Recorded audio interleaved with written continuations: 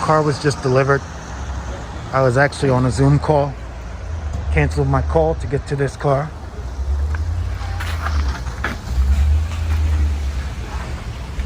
And this is it. Wow. Wow is right. What was I thinking? Hey Project Fam, welcome back to another video. If you're new to the channel, this is your first video, welcome. Please smash that like button, subscribe, and be prepared to be edutained. This is a part 2 video of how the beast went from ashy to classy. If you didn't see part 1, go check it out. In that part 1 video, I covered a lot of information. So I covered what inspired me to rebuild a car. I know I wanted a COVID project. I was in New York. Things were crazy. I didn't know how long the lockdown would last. So it gives you kind of a time frame of when I rebuilt this car, or when I started rebuilding this car, and I needed a project where I didn't need to leave the house. I didn't want to go out the house for nothing. So I wanted a project where all the parts or everything can be delivered. And then in part 1, I even talked about why I chose BMW and what was my purchasing criteria. I just didn't pick a car out of thin air. There was a real reason why I chose this car. And then I went into some of the websites that I used to do some research and purchase the car. And then I ended up with a final recommendation of what you should do getting the car inspected. And that's where I'll continue today. This might be a good deal. Safeguard. There are some things that I would recommend you do is if you like a car and you have the money, you're ready to buy it, and you have enough time between the time you're looking at the car and the time that the car is going to run through the auction, spend $100 and change, let a mechanic check it out. On the day of the auction, right, when I had my money, right, I was all ready to go, and I saw this car, which is a 7 Series on, it was going to be sold in a couple of days, and no one was bidding on it. So even before you buy the car, you should run the VIN number, copy and paste that VIN number in Google or any browser and look for images. And what you want to look for is you want to look for cars that had heavy damage that maybe someone bought and put back together the wrong way, pretty cheaply, or just made a mistake and someone hacked the car back together. You guys know I like to kind of embed my stories with some gems. So I'm going to tell you about a site that I'm almost going to whisper this to you guys. This is a gem on top of a gem.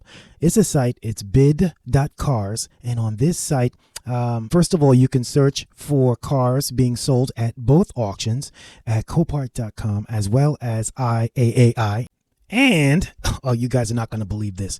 And this site records how many times this car was up for auction. So if I bought a car that had a smashed front end and I purchased it for, say $1,000, and I did some work to it, and I'm now trying to sell that $1,000 car for $40,000, it'll show you the purchase of the car for $1,000, and it'll show you the pictures associated with that car for $1,000, and it'll show you that the car is being sold again today for X amount.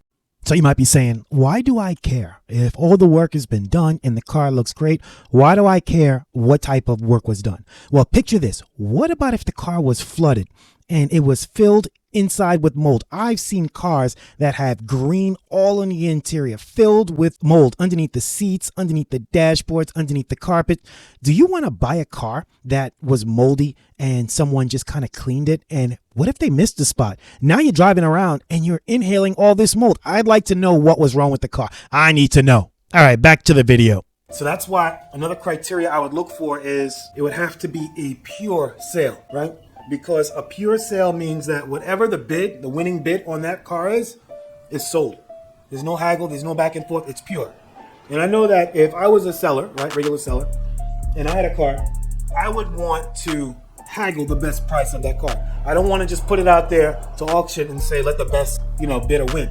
No, I want to get the best price for my car. So think of who would just say, I just want this car sold, I want to wipe my hands of it. There's two kinds of people. There's the kind of person whereas someone dumped a ton of money into a car and they are just looking to get something back, like they are fed up, they are done, or an insurance company that wrote off the car already and now it's off their books and they just want to get something back.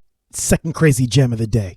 You want to buy your car from an insurance company. You do not want to buy a car from a seller that purchased it from maybe an insurance company or another seller hacked it up, and now is trying to sell it again. You want to buy from an insurance company. You want a car that was in an accident, and the insurance adjuster looked over the car and said it's going to cost too much to fix, and now we'd like to sell it.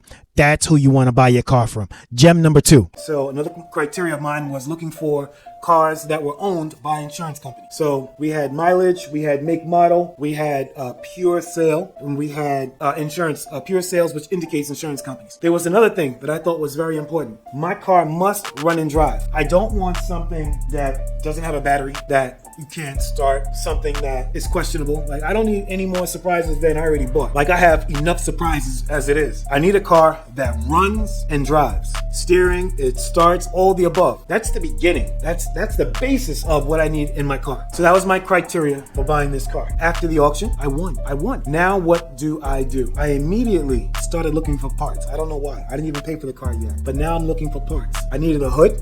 I needed all the internals up front. I needed a lot for this car. And what I was trying to do was time the delivery of the car to the delivery of the parts. Like I'm in a rush, like I'm really going somewhere. We're heavy pandemic, COVID, everything else. I had to get a check from the bank over to my broker. My bank would not allow me to wire the funds from my account to the broker. I had to go inside the bank to prove my identity. Now I was heated because the whole idea of me doing this project was so I can do this project without leaving because COVID's out there, right? I didn't want to get sick. So I had to put my mask on. I go to the bank. I release the funds. Everything's good. Now my money's being wired over to my broker. My broker pays Copart so they can release the car to you. Now, when I say release the car to you, they're going to release the car to someone who's going to tow the car or ship the car from one location to the next. So you need to have a shipper in place. And that's something that my broker helped me with. They told me about how much it should cost for shipping. It just so happened that I live in New York. This car was in New York. It was in Long Island. So I know from Long Island to where I live, I already know how long that is. Someone told me about a shipping company. It's called UShip. So I logged on to UShip. I made my own account. And now I was able to basically